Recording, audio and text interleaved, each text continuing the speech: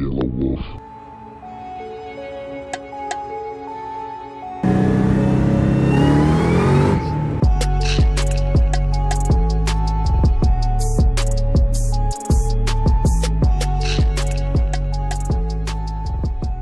What's up guys, and welcome to the channel. As you can see, I decided to wash Yellow Wolf. Man, this thing was filthy, guys. I want to touch on the wheel situation on this car, the wheel sizes and whatnot, because I've had a lot of people ask me through like Instagram and stuff what size wheels these are, what they are. These are actually Varstoen MK1s. Believe it or not, this was the first set sold for a Mustang in this pattern, I should say. But they are 18 by 10.5 in the back, 18 by 9.5 in the front. Now the tire situation is a little different, and honestly I didn't choose for it to be that way. It's just the way the tire sizes worked out. But up front we have a 275/35, and in the rear we have a 285/35. Now you might think to yourself, well, that's a good combo. You got 275s in the front, 285s in the back, but not so much. Not whenever you have a 9.5 inch wheel and then a 10.5 inch wheel. As you can probably see, it stretches the back tires. Now me personally, I like that look. It tucks up in the wheel well, great. The problem is they just don't seem to match. I'll show you some of the things that we've ordered for the Cobra and for the Fox body. Oh yeah, and by the way, as you can see, the Fox body is not here right now. It is currently getting a front end alignment and the tires balanced, and one of the wheel bearings was going bad. I didn't know that, I was not aware of it, or I'd have done that here and videoed it for you guys. I should have the Fox body back later on this evening. I don't know if it'll make it in this video or not. Either way, let's go ahead and look at some of the parts that I've got. I know each and every one of you has searched for some type of screw to go in your Fox body. There's gonna be a screw or two missing, and they're just, a lot of them are different sizes. You know, you just can't go to the hardware store and always get the right type screw. I've said for the longest time that I was going to order the screw kit from LMR. That's what this is. I went ahead and ordered it because I'm so sick of looking for, you know, hard to find screws and stuff like that. So that's what we got. Let's go ahead, check it out, kind of run through it and see what it's all about. All right, so this is for the 87 to 93 hatchback. It does complete interior, it says. But, you know, you say, okay, well, it's just screws and whatnot. That's cool, but there's more to it than that. And I'll tell you why it's worth its weight in gold, in my opinion. For this reason right here. Look at that. Guys, it's in bags. If you need it, all you have to do is search through the bags and find what it is that you need. And if you don't need it, put it to the side until you do. If you ever do. Look at this. So, in other words, everything is labeled.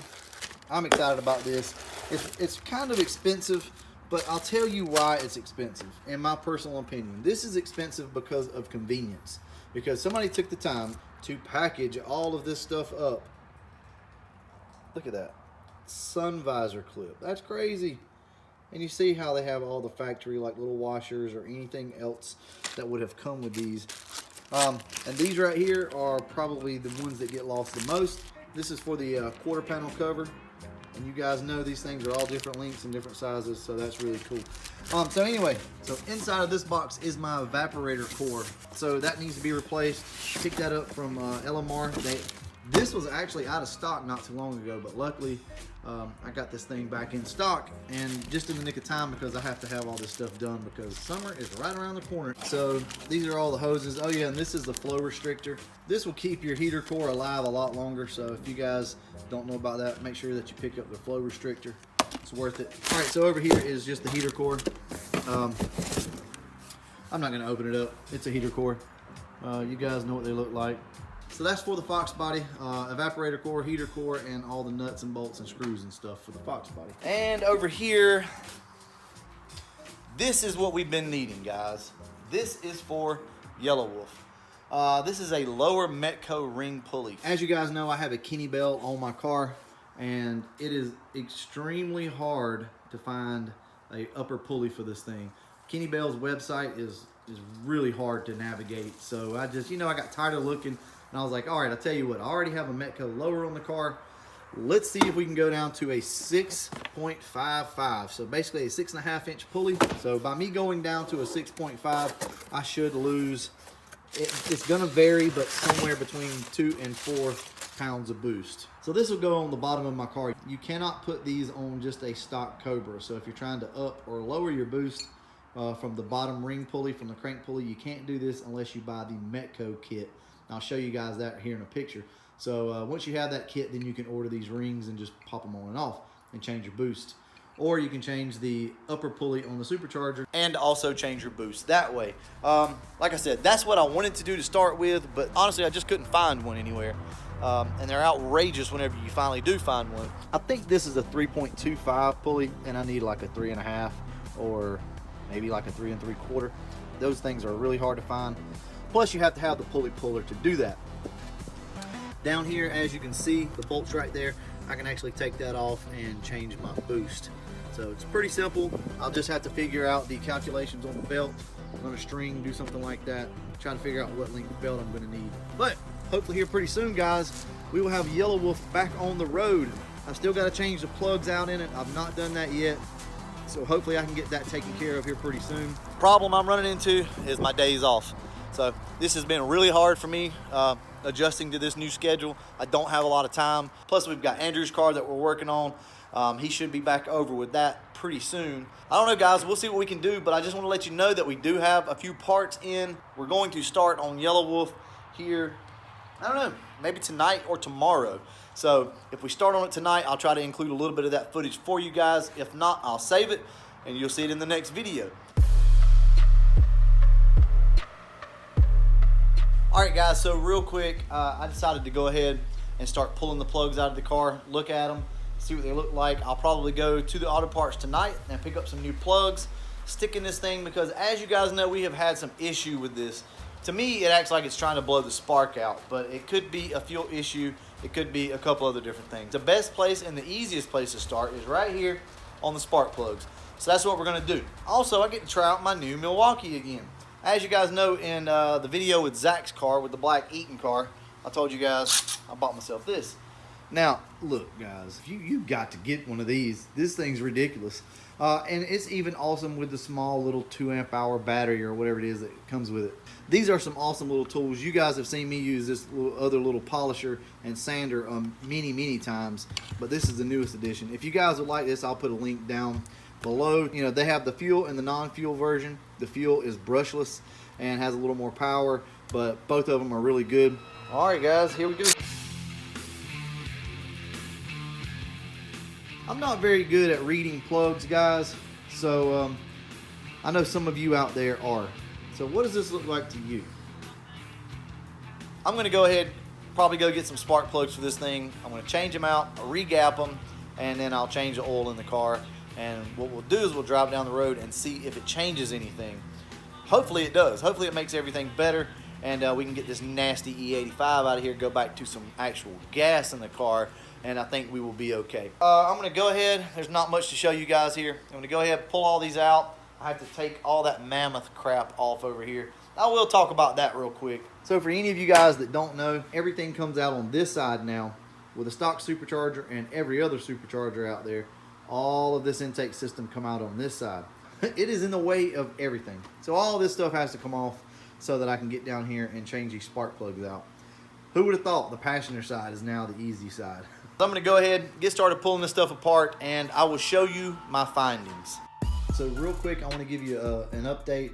I just changed the plugs in the car, took it down the road, and it's still doing the same thing. Let's move to the back of the car real quick. I wanna show you guys what it is that I think I have found out here. So these fuses and relays go to both of my pumps. So they're wired separately, obviously. And what we're gonna do is pop a fuse in one and listen to it, and then I'm gonna pop the fuse in the other, and I want you guys to tell me if you hear a difference. Okay, so here is one.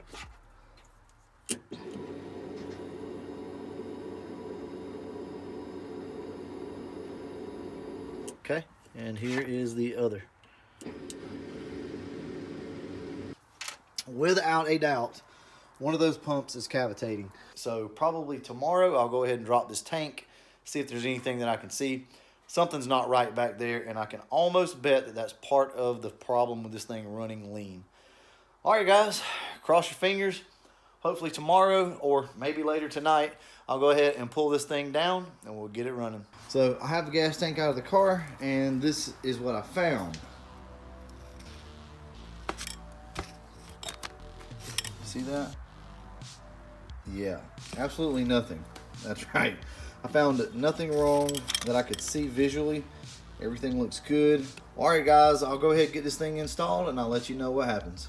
So after I dropped the tank and looked at the fuel pump, I really didn't see anything out of the way, except for the return line seemed to be pointing directly into the filter, into the bottom of the sock. So I think that was causing some major aeration issues, and we were getting air in the line. So I just ever so slightly bent the return line so that it would angle away from the sock, and figured we'd give that a try. Went ahead and got 5 gallons of E85, poured in the car, and figured I would just take it down the road just to see. All right, guys, that's where we're at right now. Let's get on with the video.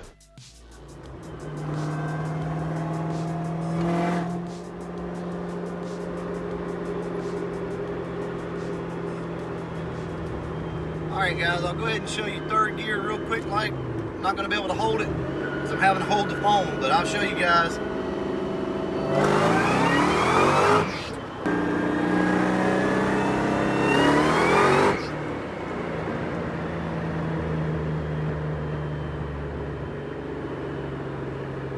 I think that's gonna wrap this video up for now.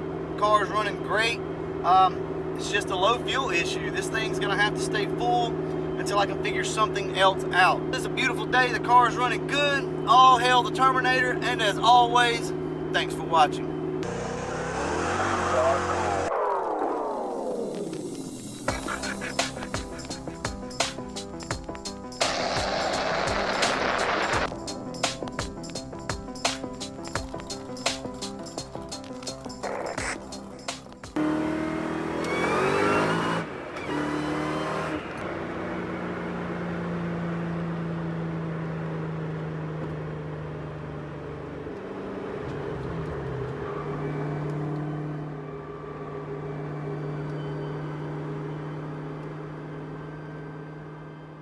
I didn't video everything for you guys because it was a nightmare. You can imagine under the car doing the fuel tank by yourself, and I have AN lines, so everything's just really tough. But we did it, guys. We got it done, and there's nothing wrong with the car. It just, the problem with it is if it gets below half a tank, it starts aerating the fuel so bad that it runs lean, and it's just horrible. So I don't know what I'm gonna have to do to figure that out. We have the COBRA back. We may start driving it some more, doing some things with it, making some more content with it.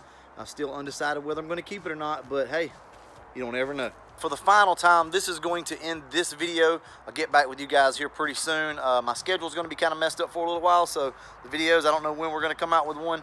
We may be a week behind, so I'm not sure if you're gonna get another video next week. But anyway, guys, we are shitting and getting. We are busting moves. Got my car back, as you can see. It's running really good, drives great. They did an excellent job on it. Now I got to get this thing in here and finish up that fender because it was cutting my tire. I'm gonna fix that. We're gonna get this thing back on the road again. Also, remember, we have the heater core coming up and the evaporator core on this car. And yeah, as for right now, I think that's gonna do it.